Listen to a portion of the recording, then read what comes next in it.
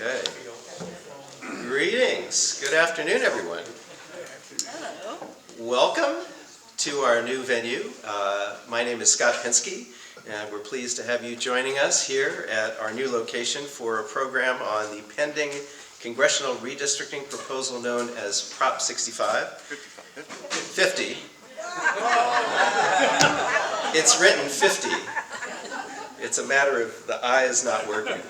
Proposition 50 with our resident political pundit, Dick Spotswood, who will be here in a minute. My name is Scott Pinsky, the chair of the Marin Coalition. Most of you probably already know that we are a 501c3 nonprofit community organization that exists to create what we call conversations that matter on topics of interest to the Marin community. This year we're in our 51st season, and we'd like to think that we've made an impact on Marin over these last 50 years. And so if any of you would like to support us and ensure our next 50 years of programs, we invite you to go to our website, marincoalition.org, where you can make a donation and support us if you would like to do so. Before going any further, let me just thank you all for making it here and following us on our journey to find this new and improved location for our season this year. We enjoyed being at Dominican University, but a number of folks expressed concerns about finding the location, finding parking, traffic, and things of that sort. So we decided to look to other alternatives, and in addition to some rising costs that we were facing there, we decided to come here to the Rod and Gun Club. And I had no personal familiarity with this organization or this location. And so I looked at the history a little bit, and I learned that this club was formed in 1926. So expect a big party here next year, I guess. It was formed for the purposes of conservation, preservation, and propagation of fish and game in Marin County. And by the way, weapons are not allowed in the club. So it's a gun club, but not here. The club owns 55 acres of open space of uplands and tidelands in the San Pablo Bay area near San Quentin, and it has been instrumental in stopping pollution of local bays and streams. These efforts include habitat restoration work to bring native oyster populations back to the bay. So that's part of what they do. So thank you for following us here, and we hope that the new waterfront setting works for everybody. And before you take off, if you haven't done so, head outside and take a look at the amazing views, because it's really quite a spectacular location. Hey, Joe. Our next events. We have an event coming up on October 9.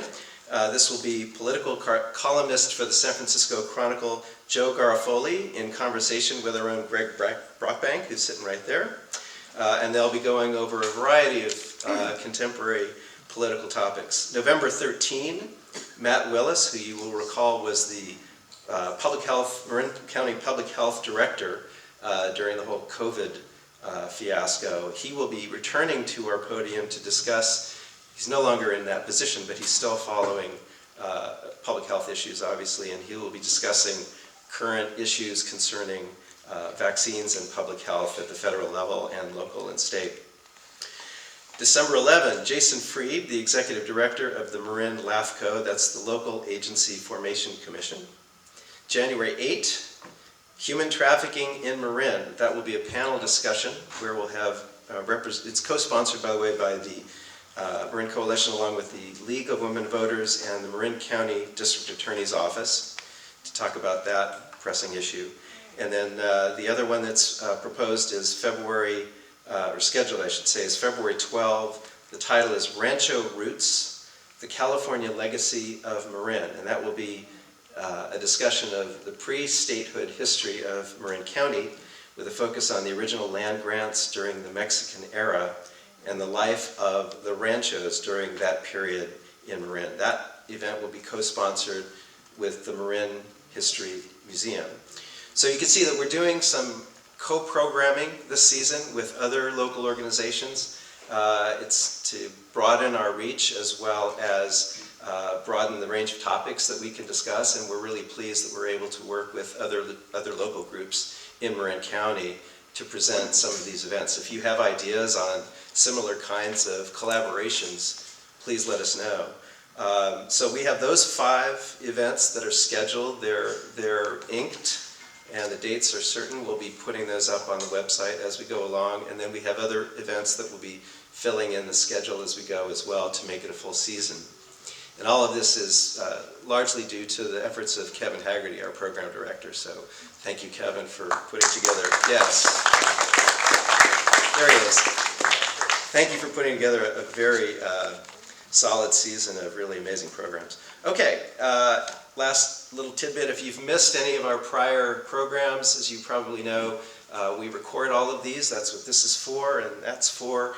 And the recorded program will be available on our website for anyone to watch about a day or so after the event. It'll be up online, and all our past programs are on there if there's anything you want to research and find. Cell phones hopefully off, and now we're ready to roll. Today we're privileged once again to welcome back a fixture of Marin County. Dick Spotswood is the politics and government columnist for the Marin Independent Journal. His IJ columns appear every Sunday and Wednesday. A San Francisco native, Dick is a former Mill Valley City Council member from 1980 to 92, a 3-term mayor of Mill Valley.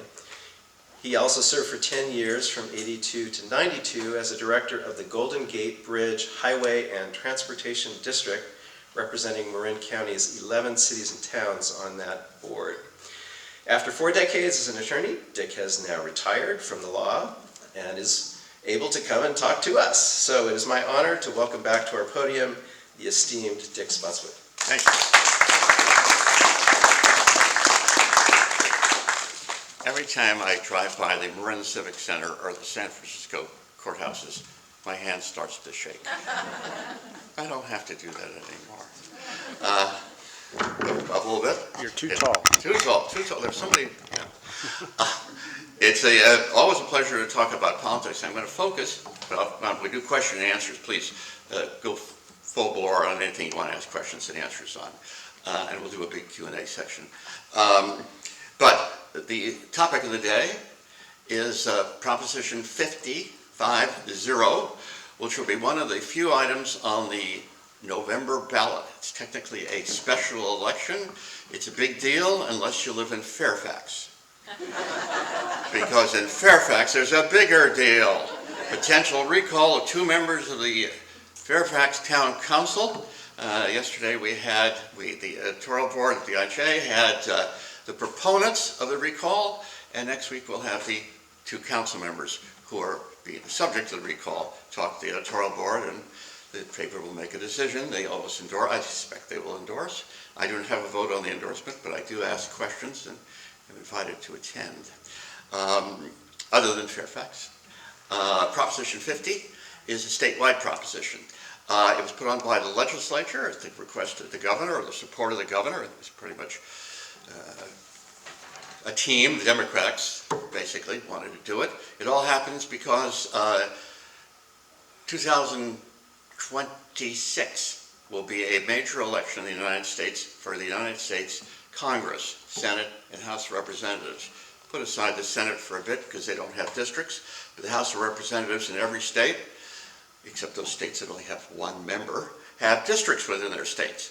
Historically, the state legislatures of the various states drew up the districts.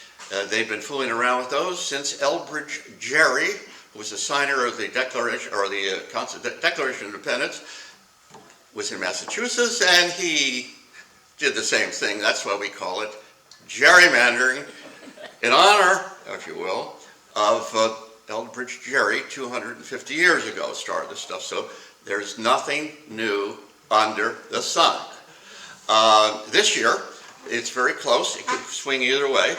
And the President of the United States, his name is, anyway, the President of the United States asked the state legislature of Texas, Missouri, Ohio, and a few other states, to do something unusual, and that is to have redistricting, something we used to call old-timers, reapportionment, in an odd year for that. They usually happen right after the annual, 10-year census. 2020, the census comes out, 2021, they meet, happens in every state. This time, they're saying, wait, let's do it right now. And also, by the way, Texas, I want you change the lines so that there's more Democrats or Republicans elected in Texas. It's not that Texas is completely a Republican state. It's the urban areas of Fort Worth, Dallas, Austin, Houston tend to be more Democratic. The rural areas and the small towns, which are many in Texas, tend to be Republican. But from election of Congress, you can do the lines in such a way that legislature bargains, and however they did, to come up with a map of where people will be elected to Congress. Now, at the request of the president, the state of Texas has redrawn their lines. It used to be a big deal. When I was a young person, I interned in the legislature, and the year redistricting was coming up, so that's all anybody wanted to talk about.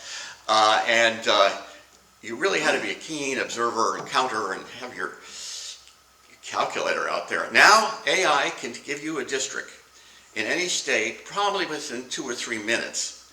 And if you just tell it what he wants to do, you can just do the entire state of Texas so that only Republicans are elected. And you just tell that to the AI guy or the AI founder. Likewise, in California, you can create a system where all of California's Congress members are Democrats. It's under AI, so it doesn't even take much time. If you want to play around with it, you can go home and do it yourself. And you can create anything you want. You can have, years ago I invented something called the Spotswood wheel plan. The wheel plan was based at the corner of DuBose and Market Street in San Francisco. That was the fulcrum of the wheel. And all the lines of the legislature sprung out from there. I lived in San Francisco. So every politician in San Francisco, I said, you got a shot to run for this. Because every line came into San Francisco. Ridiculous, funny, but the point is, you can draw the lines however you want, and you do the outcome you ever want. We could just change that to make the fulcrum San Rafael, so we could elect 35 Marinites to the state legislature, because the lines come in right there. They do it by the purpose of name recognition. The sad part about these elections, and Proposition 50 is based on this theory, is that in 2025, most people vote by the color of their tribe. There are multiple tribes in America. I said the other day there are 5. Far left progressives and the Democratic Socialists, next liberals, next centrists, next traditional conservatives, next populist. But for these purposes, in redistricting and Prop 50, we have 2 tribes. One is colored red and the other is colored blue. And people vote according to their tribal allegiance. The day of the I vote for the person, not the party, is dead, at least statistically dead. So you can pretty well track elections if you follow this stuff for advocation based on where the registration is. Both parties know this, and that's how the redistricting wars in Texas, California, Missouri is now going on for Republican one, and other states will too. It's based on that belief that people, their registration or their tendency, which you can track, will lead them to vote. I'll give you a prediction after. Let me just explain with maps. And we have maps out here for you. Now, I know most people give you a PowerPoint, but I'm too old for that. I have handouts. You can take them home. No fooling around. And what these handouts are, as you'll see, is the cover sheet is the district lines for congressional districts in the state of California today, as drawn by the Citizens Redistricting Commission last time, and that's today. Next to that, you'll see 2 maps. The first one is our own 2nd Congressional District, as redrawn under Prop 50. And because so many of us know folks that are just adjacent to us in the 1st District, which is Santa Rosa, I have the 3rd map as the 1st Congressional District, which will be Santa Rosa. As you can see, the Golden Gate Bridge is at one end of the 2nd Congressional District as drawn for the new maps under Prop 50. And you can drive 6 hours north, cross below the Oregon line. There are other ways to get there. And you get to the county of Modoc. Who's been to Modoc County? Wow. All right, then what's the county seat?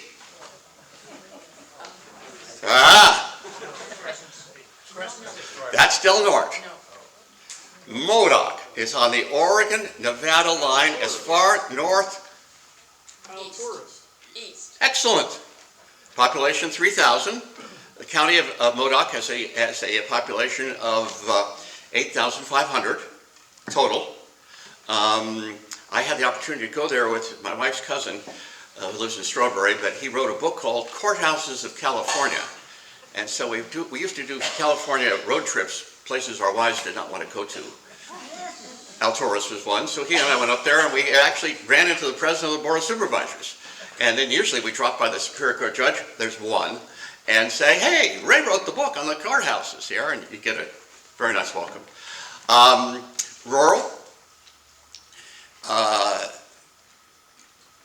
mountainous, not much of an economy, too far from anywhere for tourism to be a big deal.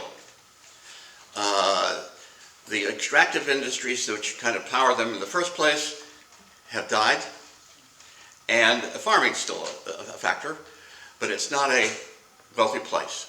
It's the kind of place where it's an expensive place to maintain because those mountain highways in the winter need to be kept open and need to be cleared of snow or the places will die. I mean, that's it, period. So it's a county which the state, we call it well, I hate to say the word taker, but they take more from the state than they give to the state. The other end of the district is a place called Marin County. It tends to be a giver. We produce more in taxes, which shouldn't be a surprise given the booming nature of this county, than we take. And we have, what, 270,000, 256, I think it's the precise number, 1,000 people. We have an upper middle class economy that has been resilient, if not booming. We have a higher level of education, and we have a diverse workforce. The problem with our workforce is that many of our people can't afford to live here because everybody else and their brother wants to live here, forcing up the cost of property very high. We're part of a world-class metropolitan area that shares the same problems as Hong Kong, London, New York, Sydney, very successful, booming places where things are expensive. But in today's world, in the old days, the demographics of the parties have switched. Republican Party now tends to, well, when I was in politics, we used to talk about absentee voting, and it was, when we counted the votes, our stuff, you presume the absentee vote was going to be a heavily Republican vote because, quote, businessmen travel and they have to vote by absentee. Working class guys, they could walk to the, but it's no big deal. And you go to the polls. I can remember going to polling places and wait till 8 o'clock, then you go behind the machines in San Francisco, and the clerk there tells you what the results are by precinct. And years ago I did on KUSF radio, we'd have people at the precincts and we'd be broadcasting them as they come in from around the town. Today, Republicans tend to be people in Alturas. Rural folks, working class folks, less than a college education, Alturas and the mountain counties, that represents their basic population. It does not represent the population of Marin, picking places at random, Atherton, wealthy place, you name it, in the East Bay, over in Baraga. Those tend to be Democratic places today. That was once the heartland of Republican voting. I see, and when I came here today, I saw the sign again. It always pinches me a little bit. It says that you're entering the William Bagley Freeway. Bill and I talked a lot, and he's a good friend. And when I call him, I call and say, "Is this the man or the freeway?" And he would say, "Yeah, it might be the freeway today." And but Bagley was a Republican. Good example of when Marin County and the nature of the sociological demographic nature of voting was different. Bagley was always a liberal Republican, but there aren't any more liberal Republicans. And at the time of his passing, he was a, like me, no party preference independent. Not unusual. And it goes the other way, just as much. If you have I had a nice chance to speak, it's been some time, with a former speaker of the Nevada state legislature. And I said, tell me the myths about Nevada. Well, he says, first of all, the politics of Nevada, if you look at the map, it's mostly Republican. If you exclude Reno, Las Vegas, Carson City, and around Lake Tahoe. Not big areas, but those are Democratic areas. He recently was the Democratic Speaker of the Nevada State Legislature, but by nature of Nevada, what we would call a moderate Democrat. There's he's not a progressive, let's put it that way. But just interesting to find out what's happening next door. And so we're now looking to find out what's happening in our new bailiwick. Those maps show you our district. And the congressman right now is Jared Huffman and I believe Doug LaMaffa. He's the Republican congressman that currently represents the mountain counties, much of the mountain counties, not all of them, much of the mountain counties, and he's a rice farmer, and he's from Yuba County, not Yuba City, that Yuba, Marysville area. Apparently he said this morning that he plans to run even if this happens. He'll lose. Because the numbers are such that the district is drawn in a way that the Democrat has to win. That's why they're doing all this. It's not more complicated than that. Our state senator is named Mike McGuire. You look at the first district, which is the third map in there, and McGuire is a state senator, but it's termed out. So he says, well, I'm going to run for state insurance commissioner. Everybody says that if they don't know what else they're going to run for. Who knows the name Mike McGuire and El Centro, or Blythe, or someplace like that. It's a long shot. But under Prop 50, that first district that you see on your map, last map, has Mike McGuire's name written all over it. It's centered, forget the geography, it's centered in Santa Rosa. Sonoma County, for all intents and purposes, is as Democratic as Marin County. North Bay tends to vote for Democrats. The mountain counties tend to vote for Republicans. There's not many people in the mountain counties. Relative to the district, there's a lot of people in Marin and Sonoma County. They will predominate. Marin and Sonoma will predominate. Mendocino, kind of like that. Sonoma, north. But other than that, they'll change. LaMaffa will go back to the rice farm. And Huffman will be in Congress representing a new district. A little humor. I have a good friend of mine, a few people here know it, by the name of Bruce Rafel. When he saw the maps, he says, I'm going to apply to be Huffman's field representative in Alturas. It's a long way to Alturas, and the only way to practically service this district, or even Huffman's present district, which goes to the Oregon state line, is by airplane, private plane. Clem Miller was the congressman that started was given much credit for on the Point Reyes National Seashore. He represented that district, and that's how he died. Up in the rural north, his private plane crashed. That was that. It's a risky business, but that's the way you have to service rural districts, especially one that runs from the joining of the Oregon and the Nevada line all the way down to the Golden Gate Bridge. Heck, 6-hour drive, 350 miles, that's a big space. And it's a tough district to represent. It's always been, even with Huffman, Del Norte County, furthest north, that's a Republican bastion, small, a poor economy. It's living basically on the fishing industry, which is not much anymore, and a place called Pelican Bay, which is the California State Prison up there, which has injected some good paying jobs into the county. I had breakfast recently with a fellow by the name of Mark DiCamillo. Some of you may know Mark. Mark is probably California's preeminent, it's the right word, pollster. He was Mervyn Field's assistant, then he took over after Field passed away, and then they sold the company, and now he's with the University of California at Berkeley Public Policy Institute, but does polling for them. And they have private clients. Mark is the pollster for the Los Angeles Times, for instance. And groups like that will hire the University of California, and that's not a bad name to put next to the poll. And so they are now the poll. So I said, all right, let's talk Prop 50. Okay, what's going to happen? The Proposition 50 in the public's mind at this point, which is, what, 6 weeks, 7 weeks out, something like that? Things change in 7 weeks in policy, so nothing is guaranteed here. But we're talking about polling is a sample of opinion at a specific point in time. So pollsters will be the first to tell you it's good on that date, but 2 weeks from now it could be different.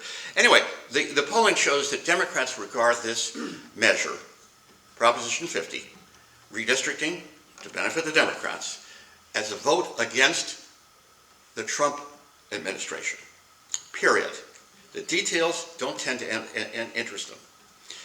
And Republicans tend to regard it as a vote against Gavin Newsom, the Democrats, but he's the point person, and that's only fair that he is the point person. And I don't think he actually objects to that, because from a wider scene, the national scene, he's being seen as Democrats as being tough. I personally dismissed his candidacy for president for a long time, and I'm starting to hear people around the country saying, "Yeah, he's on my list." Well, that's politics. But if the Democrats regard it as a referendum on Trump, and the Republicans regard it as a referendum on Gavin Newsom, there are 62%, or whatever the number is, let's say 60% of the state is Democrats, 40% are Republicans, and that includes independents who lean toward one of the two parties. The statistics in Mervyn Field was the one that pioneered this. Independents are three varieties: Democratic-leaning independents, Republican-leaning independents, and independents. Divide them in a third and you get a pretty good color. If that holds, it passes. Mike McGuire is driving up the road up to the mountains. Will it affect the outcome in the United States Senate races? United States House of Representative races? Who knows? Texas picked up 5 Republicans. They did the exact same thing. So California's doing it, now Missouri's doing it, Ohio's considered doing it. And so I usually, at this point, tell a brief parable, if you know what a parable is. Some years ago, a reporter for the Marin Independent Journal called me up 3 or 4 or 5 days before New Year's. It's odd that another reporter would call you unless they're looking for somebody's phone number, and said, "I need a quote from you." Oh, why? "I need to know your New Year's resolution." I don't have any New Year's resolutions. "I need one now. I'm on deadline." The least you can do is give them a New Year's resolution. And my New Year's resolution is I'm not going to criticize anything in the paper without offering a solution. Great, thanks. Unfortunately, she put it in the paper. And I was stuck. And so now at this point, you're going to ask me, what's your solution to this mess? Well, I'll tell you. As a general proposition, I believe that states should determine their own electoral policies. But we could resolve these issues only regarding the House of Representatives if the United States House of Representatives would do two things. The first of which is currently a bill in Congress. I don't know if it's going to go anywhere, but it's a bill in Congress. And the bill would say only redistricting is allowed anywhere until after the every 10-year census. The other one is mandating Citizens Redistricting Commissions in every state. There is your solution. Can I predict it's going to happen? No, but I'm living up to the commitment I made on that New Year's Eve resolution. And I give you another solution too, which some of the people in Alturas would say, yeah, okay. I sympathize with them. Their opinions are like here. The vast majority is of one side, red or blue. And in Oregon, the same situation has happened. In Western Oregon, prosperous, Willamette Valley, Portland, Springfield, Salem, you name it, down they're booming. Even the coast is doing well in Oregon. The other half, Pendleton, if you know that part of the area out there, not doing as well. And there's a movement called Greater Idaho. I'm not kidding about this. And many counties have voted to support Greater Idaho. The idea, and there's parts of eastern Washington that are interested in this. Greater Idaho is you draw the state line. Make eastern Oregon culturally, socially, politically compatible with Idaho. Make it part of Idaho. I mean, it's a real, in Oregon, it's talked about, Greater Idaho. And I'm suggesting include some of those mountain counties of California and say fond farewell, but you know, you might be more comfortable, and I think they will say, thank you very much, good eye there, allow them to be part of Greater Idaho. The reason there's not going to be a 51st state has nothing to do with the red and blue divide. It has to do with the fact that it's all about the money. Those are areas that are very expensive to maintain. And the other states, they don't want it. They're not going to pick up the tab. And God knows they're not going to share the federal golden goose, which is now divided 50 ways, and make it 51 or 52 ways. It's just, that's not in their interest to do that. But changing the lines of a state, if everybody agreed, but the states would agree in Congress, yeah, that's an answer, which would allow those folks to be within a polity, a political organization, a political life that's compatible with their culture, their politics, and their outlook. So those are the solutions, but I need to hear your solutions, because you probably know more than I do, and certainly you know more than the folks up in Sacramento, or Boise. Questions? Yes? Seems to me Texas had an advantage because they just passed it instead of submitting it to their voters. Yeah. So there's big risk here in California, isn't there? The risk is, the biggest risk for the Democrats is it loses. Yeah. Well, they don't have any alternative. But in Texas, the legislature. They can't do that here. I know, but they did it in Texas. Yeah, well, if you're a California Democrat, you either do nothing, which puts you where you would be, or you pass something like Prop 50. Texas, the legislature didn't have to worry about the voters. They just said, we got the votes in the House, the votes in the Senate, so moved, passed. That's how it worked. What about Missouri and Ohio? Same thing. They can just do it. Yeah. Most states do not have independent electoral redistricting commissions. Most states, it's the old-fashioned way. Everybody sits around the table at Frank Fat's in Sacramento and works it out. Sir? Let me bring the mic over. Oh.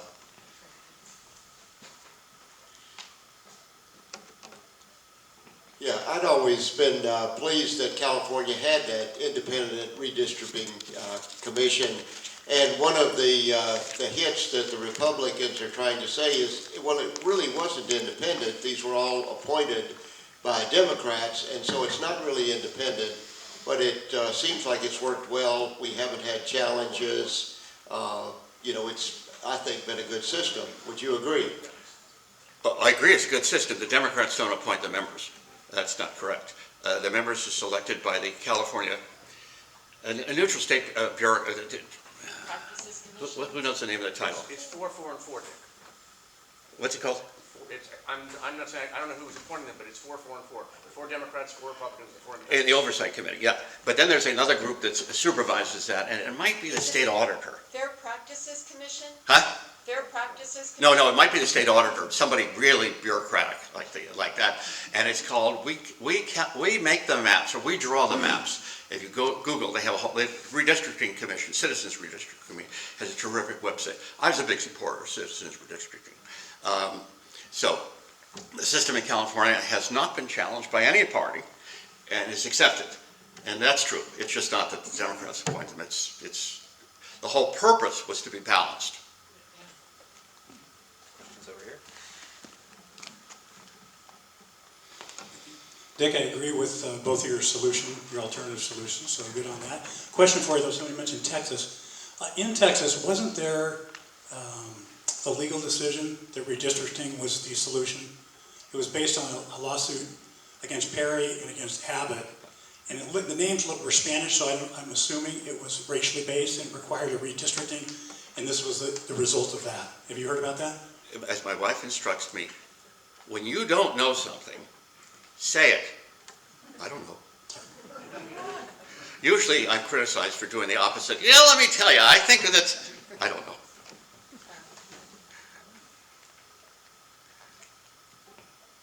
Have you read, because I read, but have you read that if all the states that are considering doing this now, the redistricting, like you mentioned, Missouri, Ohio, and Texas has already done it, California may, I read that if it happens everywhere where they're considering it, whether it be red or blue, that it would come out on the side of, if you do the calculations on each side, it would benefit the red. Have you read anything Yes. about that?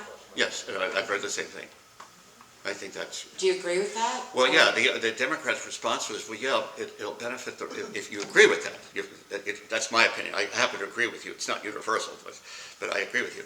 The Democrats would say, yeah, but we'll still have 5 more than we would have had the other way. And 5's a lot. Meaning, instead of being like this, you'd go like this.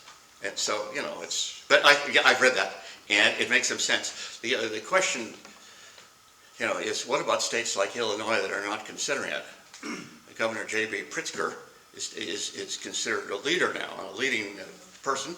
It doesn't hurt him that Pritzker family owns the Hyatt hotel chain, so he's an independently wealthy guy, but becoming quite noted for being forceful on this issue, and so it's possible other states could get involved. We're into a morass. Is that the right word? A morass, and that's where we're entering. You know, I used in my column Michelle Obama's famous statement: "When they go down, we go up," or high. When they go low, we go high. And I said the days of that have passed. Bipartisan. I mean, I don't think that's a partisan statement. Yeah. So Dick, one of your solutions nationally would be to kind of have every state create the independent commission. But doesn't it come down to politics, because each state gets to decide how that commission will be, created, and you're right back where you started from. And so, though I think in theory that sounds good, but as you say, that issue of all for one, one for all is gone. So yeah, that's not really a good solution. Well, on the other hand, it depends who stands to win. There's some misimpressions among serious people in politics. The President of the United States has said that there should not be mail voting, U.S. mail voting, to states, which, as I was pointing out, should make their own decisions, but that's not the policy anymore there. The irony is, ask yourself this question: who's more likely to vote? A property owner in the city of Ross, or a farmer in El Toros? The guy in Ross never misses, because he's an upper middle class guy, or woman, who votes every time. Those were the old Republicans. Ross was a Republican stronghold, majority Democratic now.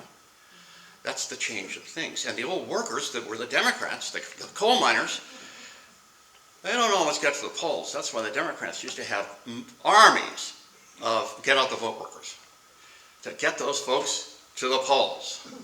And I'm not sure the Democrats should oppose that.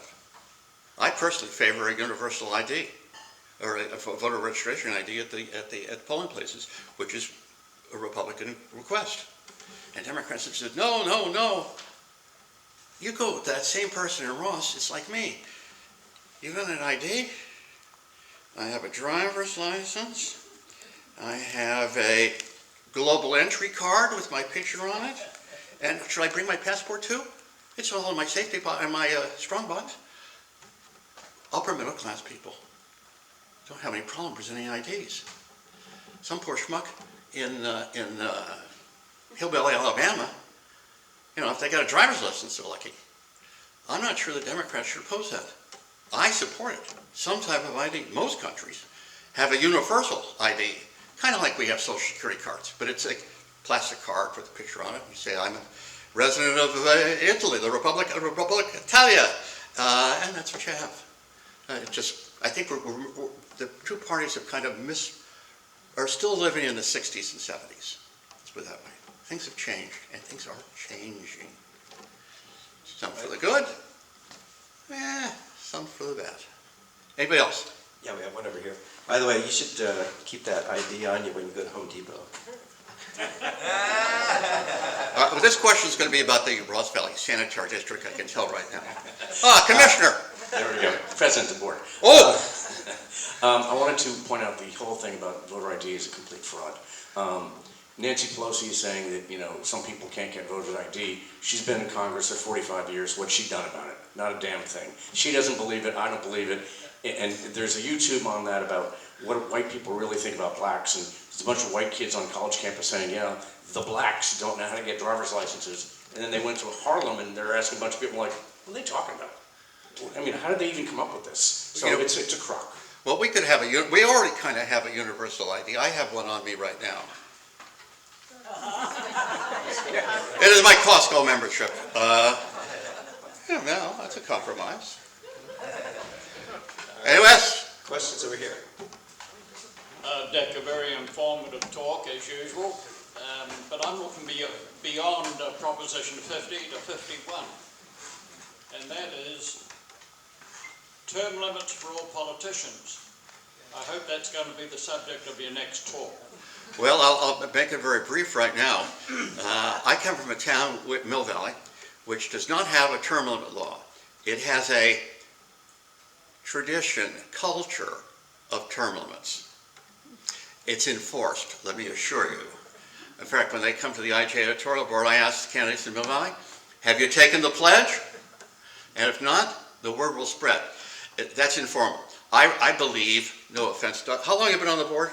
This will be my third because I have a self-imposed term limit of 3. All right. Third Well, and last. the grand jury looked at this question some years ago, and I spoke to the grand jury recently, I urged them to take a look again. The grand jury's recommendation was for the Marin Board of Supervisors, and I extend this is my extension, to city councils and special purpose districts, 3 terms.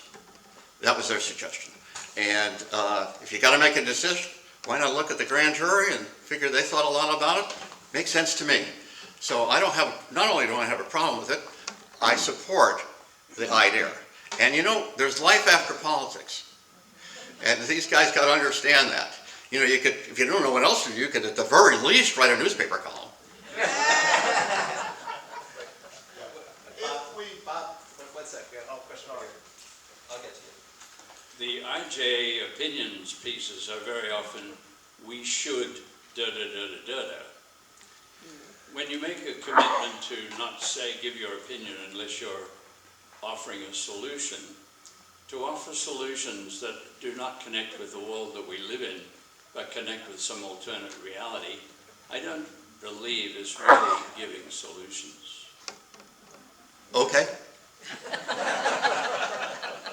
And giving solutions that are politically quite ridiculously impossible fall in that group. Is there a solution to Highway 101 traffic jams? Yes? No? No cars. No, my opinion, no. Sometimes there aren't solutions. But what you're looking for is to get people thinking. And that's the purpose. I don't have a vote. Let them think. And then you can ask your local elected official, what do you think about that? And now they're on a spot, which is good. So the ultimate goal of an opinion page, the honorable goal, the other goal is to persuade people to do what you want, but the other goal is to get the conversation going. And one of the problems, you all know this, in America today, is that we don't have conversations with people who think other than we do. Period. We get angry at them, we don't like them, we don't trust them, they're not in our tribe. It didn't used to be that way. I mean, I know the old timers in Sacramento, your political party didn't determine who got invited to play poker upstairs at the Senator Hotel. That's the way it worked. I was up there, I recently served as the chairman of a luncheon group that called the Sacramento Seminar. we have three founders, two Democrats. One was John Ferran from San Francisco. If you take the bridge to Richmond, you'll be on the Jack Knox Freeway, the Jack, and Paul Priolo, the Republican minority leader from Santa Monica. And he moved to San Francisco. The three of them formed a luncheon group. And I went up we did a portrait of the owners, of the founders, and members went up to the Senate. Darrell Steinberg, who's a good guy, and I know his father, was kind enough to have the portrait dedicated on the floor of the Senate. And he said, you know, this represents the old days, when two Democrats and one Republican could get together for the rest of their life as lifelong friends. I'm not sure that exists anymore. And Darrell said the same thing. We miss that. Dick, I had a question in regard to if all states gerrymander, as we were talking about, does that mean that there are more extreme Democrats and extreme Republicans, and there's nobody in the middle, there are no moderates? Is that the ultimate outcome? Yes. Yes. And it's done partially by our primary system, because the folks who turn out to vote in primary elections, who determine the nominees of each party, tend to be the party's base. So the progressives show up all the time for the Democratic primaries. Populist, which is Trump folks, but populist is the proper term, show up at Republican primaries. The middle, center left, center right, they're ambivalent sometimes. The base determines the winner, and that's the problem. That is the problem. We do not have competitive elections. I think there's 435 congressional seats. There's like 60 that are actually competitive. The rest you can tell in advance who's going to win. They're not competitive. When they were competitive, it meant Democrats had to reach for Republican votes, and Republicans had to reach for Democratic votes. That was true in Marin County when it started to wobble back and forth. Bill Flanagan and those guys were part of that. That's a problem. It doesn't exist. Kingston. Let's cut to the chase. Let's cut to the chase. I am running in the second note. Wait a second.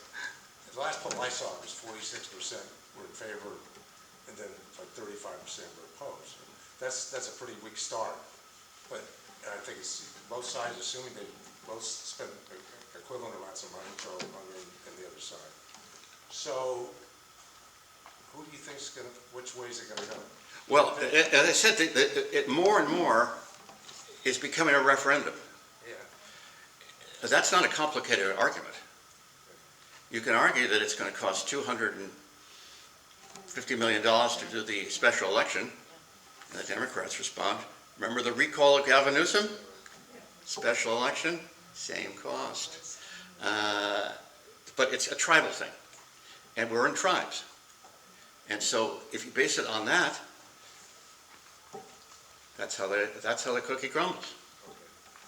It's just based on tribal. I disagree with that. Do you think Democrats will vote no? Or do you think Republicans will vote yes? First of all, I don't think you discussed. Can you use the microphone, please? Yeah. You didn't discuss the commission at any great length and how it's formed and how Right. successful it's been. It is. Yeah, that to me it's an institution, and I think there's an important point to be made of preserving those institutions. Okay, and I think that may sway Democrats. You're not all locked into Dr. Lair, whatever Gavin tells us to do. I think that some of them will say respectful, but I think it's more important to save something, especially in these critical times. Yeah, that's more idealistic than I think people are. Okay, we have a question over here. Dick, this is kind of a nitpicky question. Oh, but good. Do the congressional districts align with the state assembly No. districts? Okay. The goal with the legislature is that assembly districts should nest, is the term they use, in Senate districts. That would be great. So if you have a McGuire Senate district, it would the population works this out exactly, because the population of a Senate district is literally twice what an assembly district is, precisely what so you could do that. They've never actually attempted even in the old days. So what they did attempt to do is what's called community of interest. And community of interest is to lump populations that have similar characteristics, economic goals, in the same city. Don't divide cities, you know, don't have the line go down the middle of 4th Street in San Rafael. That was the effort. But nobody had ever, I've never heard anybody on either side say, we ought to nest, this is the term, congressional districts in with legislative districts. It just hasn't been part of the discussion. Okay, question over here. Dick, I think when Newsom announced this thing, you said it would be temporary. Can you address that, please? Yeah, Texas says theirs is temporary too, by the way. It depends who you trust. How's that? I think the law is pretty clear. It will be temporary only because a lot of people, who in politics wants to take the crap from that? Now, that presents an interesting quandary, though, which means your observation it's not frivolous. Let's call McGuire again, okay? Take Mike McGuire. You've just seen in map 3 his new district. If you look at map 1, you can see the old districts. He is, the congressional districts. He is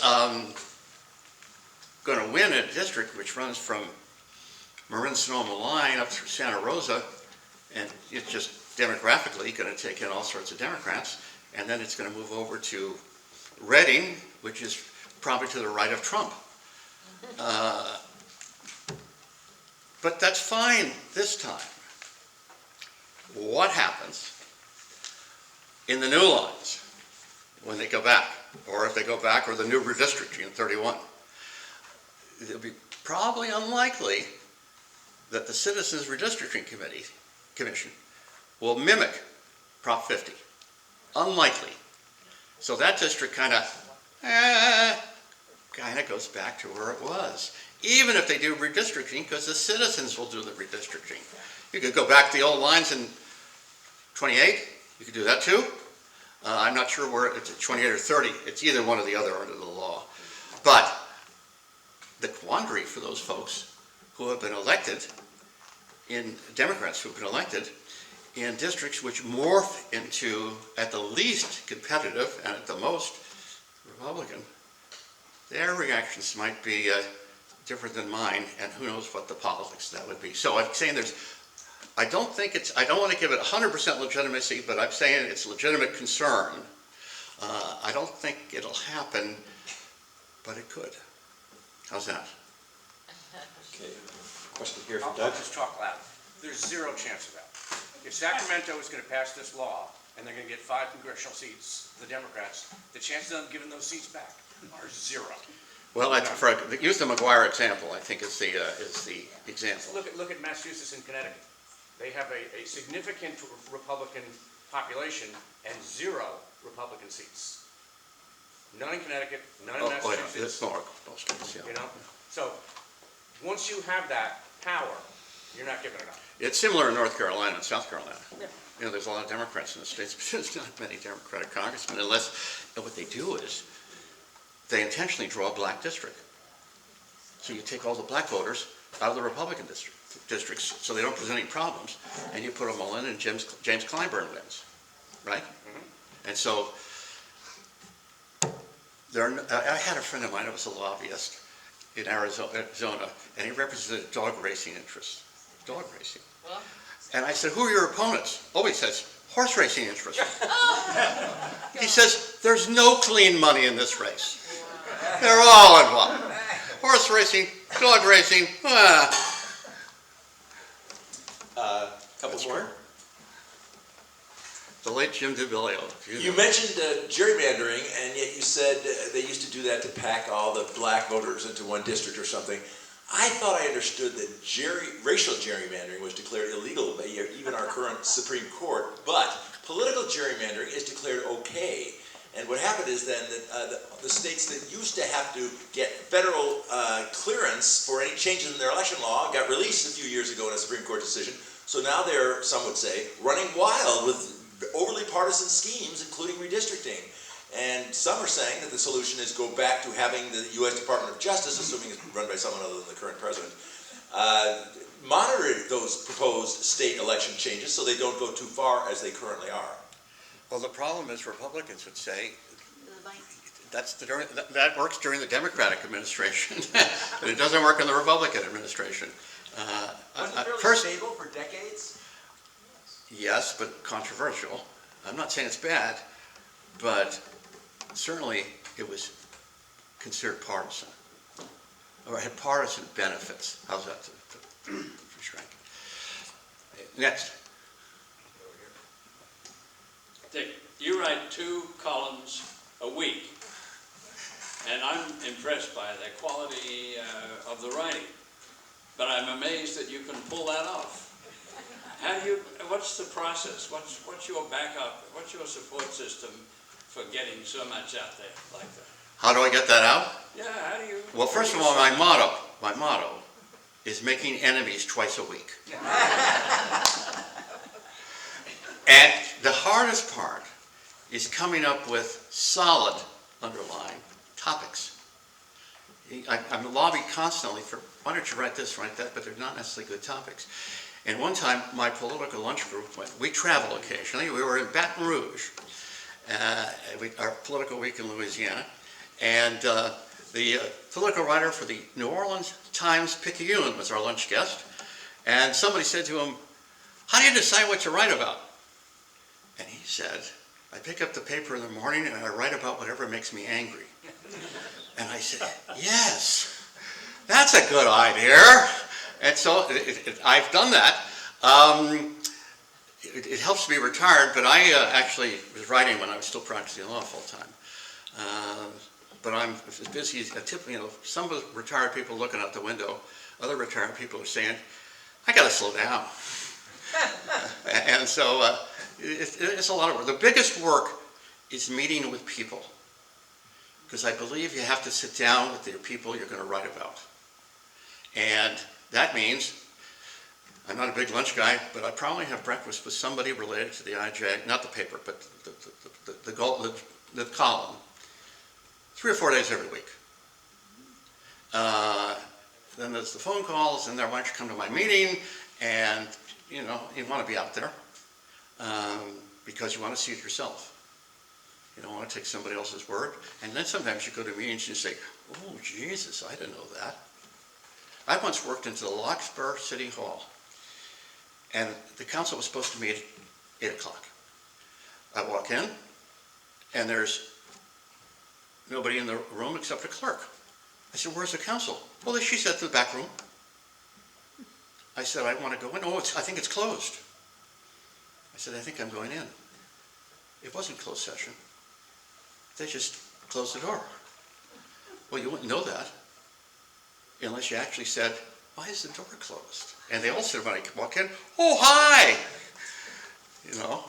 So that's why I go into meetings. Sometimes, as speaking of the Ross Valley Senator District, one of my great, all right, this is what we want to tell you your great moments in life. The grand jury and other people had said that the executive director of the Ross Valley Sanitary District was not exactly what we call a good government guy. And then I made a California Document Request Production Act, and I found that they had lent him hundreds and hundreds of thousands of dollars to buy a home in the district as part of his, he should do that. Really. So I said in the meeting, at the break, I go up to him and say, "Where's that house that you had the money to buy?" "I don't have to tell you." That's a good response. Okay.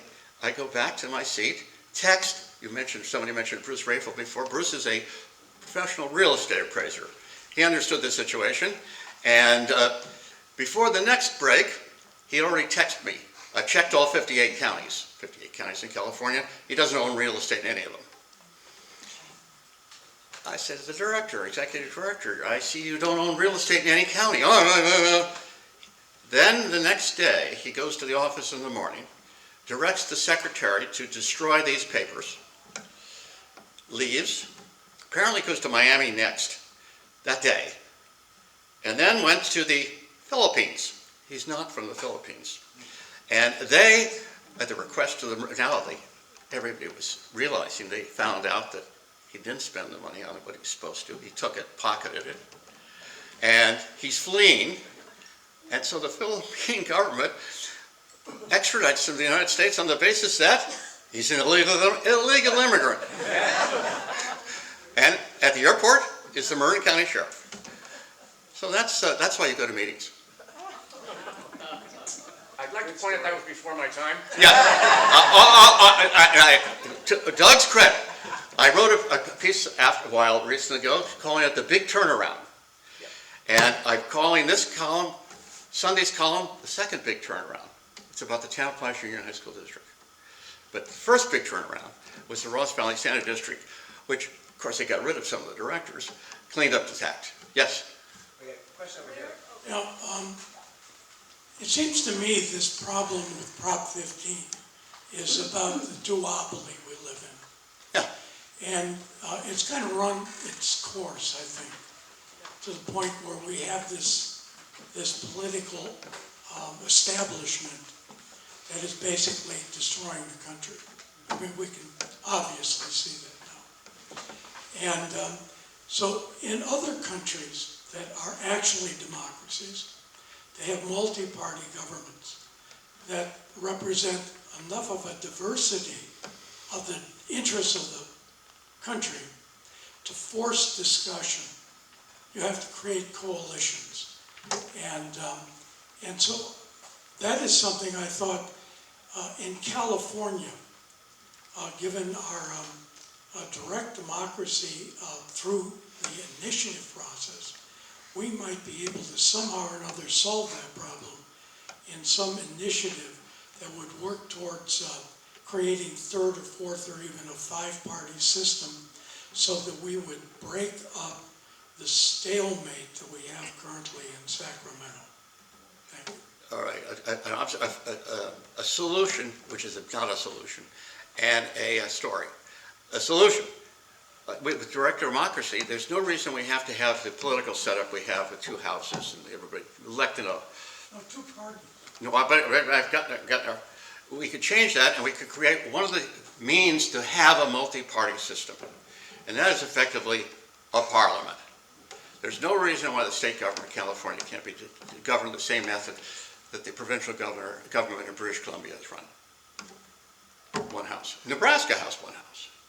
So it's not a craziness. And the idea is, if you could do it in a way that you could encouraging multi-parties would be wonderful.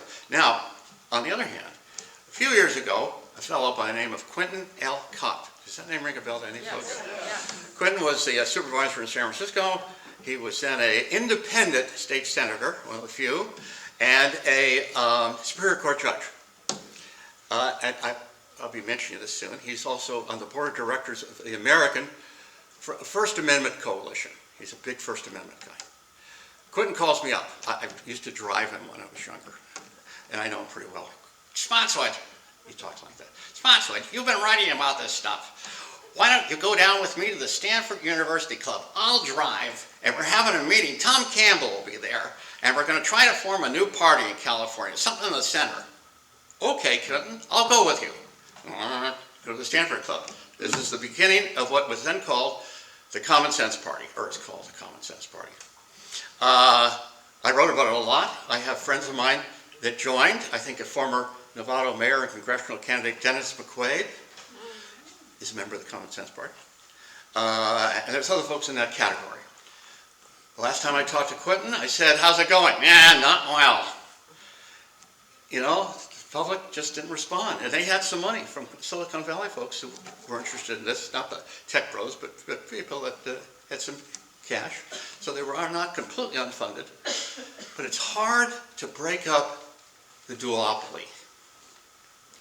And we've talked about solutions, but realistic solutions, if things like the Common Sense Party, and their goal was not to be a national party, they deal with California, frankly, center to center right a little bit, business-oriented, tax-oriented, and stay away from cultural issues.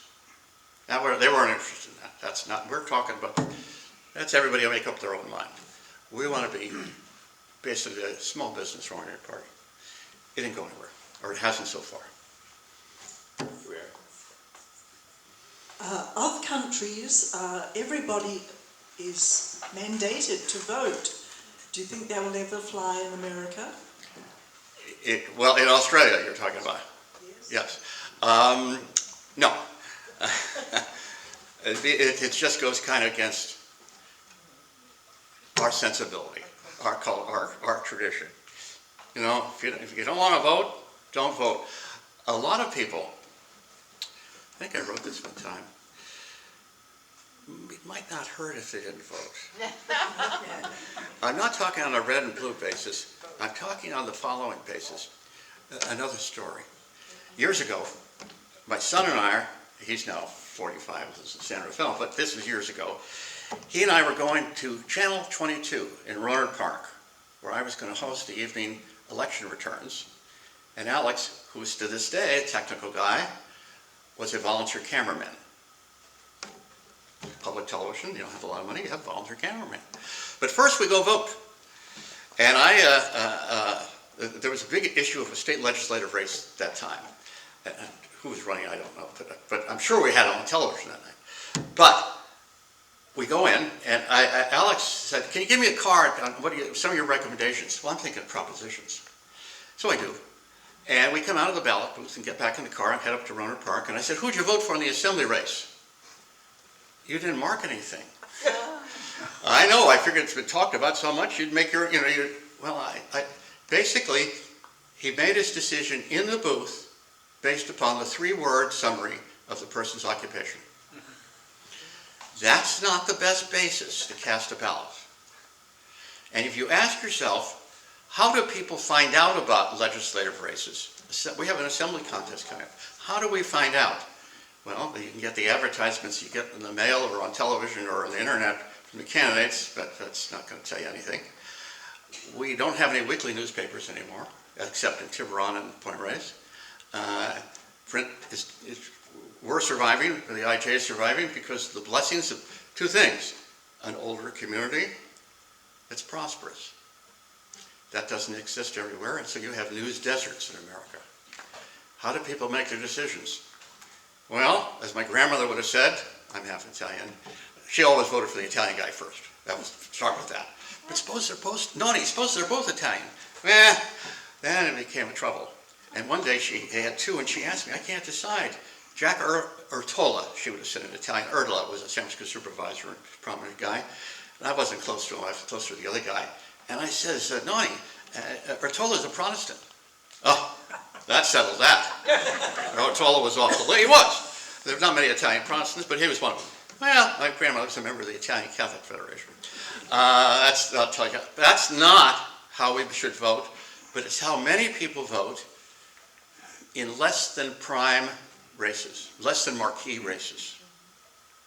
I hate to mention an example, but the Ross Valley Sanitary District, how would you know, have knowledge? And I asked Supervisor Kate Sayers, who was not one of the great supervisors, something about that, and she said, well, they'd read my website. Kate, nobody reads your website. Who gets up in the morning and says, I'm going to check my supervisor's website? Forget it. So it's tough in those races to have knowledgeable voters. And that's really a problem. It's not a partisan thing. I'm talking about non-partisan races like the Nevada Sanitary District Board. How do you know who those folks are? It's almost impossible.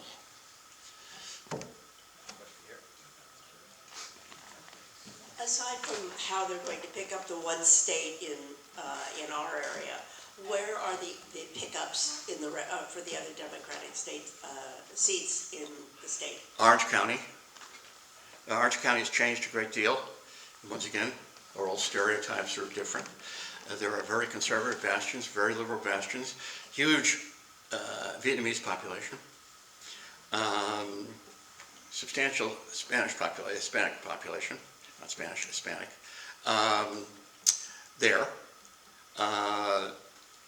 You create the few districts that are now competitive in the metro Los Angeles area, metro Los Angeles more than the city. County and even maybe up to Ventura and those areas. Some of them are competitive, and you make them less competitive, you make it a guaranteed win for the Democrat. And a lot will take place in Metro, Orange, Ventura, Los Angeles counties. Yeah, maybe San Diego a little bit. Palm Springs too, I think. Yeah. I can never. What county is Palm Springs? Yeah, it is. I'm just trying to remember what county it is. Kylie, Valadeo, and what's the other? There's several incumbents throughout the Central Valley, Republicans that are expected to lose their seats. Well, the Central Valley is a interesting spot. I'm always curious. I love statistics. In the United States of America, agricultural workers, 42% are undocumented. 42% nationwide. I suspect that's higher in California. So why don't we see raids in Turlock? Because if you take those folks away, the owners of those farms, who are to a person, Trump Republicans, will go bankrupt because there's nobody to harvest the food. And where are you going to get the food that you can't get in California from? Mexico, right? So it doesn't happen. They're going instead to schools and, churches. I was in Soledad, California, about a month ago, and I go to Our Lady of the Solitudes for Sunday Mass, and I hear the bulletin, and it says, this is a big festival is coming up, every parish festival. Most parishes, Catholic parishes in America have a festival. At the Mass, the priest announces, we've canceled the festival for your safety because they don't want the agents to come to the Our Lady of Sours festival and take them off in a truck. But if they're on their hand, those are farm workers around there. So maybe you don't have to worry as much because Bud and Tell and those guys, they need you. They're the big farmers, big lettuce pickers. Anybody else? All right, let's do one more question and we'll close it out. Thank you. Do you think Election Day should be observed as a federal holiday? That way it allows people to vote, have a day off? No, because we're thinking of the old days. I haven't voted I haven't gone to the polls in a long time. It comes in the mail. State of Utah, oddly, is 100% mail voting. So the day, we often in politics, we even talk about election week, but we really should be talking about election month. And I can assure you that candidates of all parties understand this because they don't just try to get out to vote on election day. They're starting the first week of October to get you to cast your ballot. And the Republicans for a long time were critical of the Democrats for doing this, and they still are, but in the last election they made a practical decision, which was a wise one. I would have recommended the same thing because they're not idiots. We're going to do the same thing. We're going to encourage people to cast their ballots from home. Sure. I mean, the number of people that cast ballots from home in this county is, I don't know, 70%, something like that? More than that. Yeah, it's a huge number. 80-something. Yeah, it's a huge number because it works. Life changes. Habits change. We all change. Thank you very much, Scott. Thank you for the wine. I've already delivered my wine. Dick has his wine. Hey, again, another amazing presentation. Thank you again, Dick Spotswood. Before we go, just real quick, I want to once again thank Kevin Haggerty, who's been leading the creation of our series. Don't forget our next event is October 9. That'll be San Francisco Chronicle columnist Joe Garofoli in discussion with our own Greg Brockbank here on October 9. And thank you again for Alan Shabitz's work, putting this together, doing the recordings, doing the website, doing the registration online, and everything else that nobody else knows how to do. Check out The View. Tell your friends. Hopefully this venue is working for folks. I hope so. And we'll hope to see you next time. All right.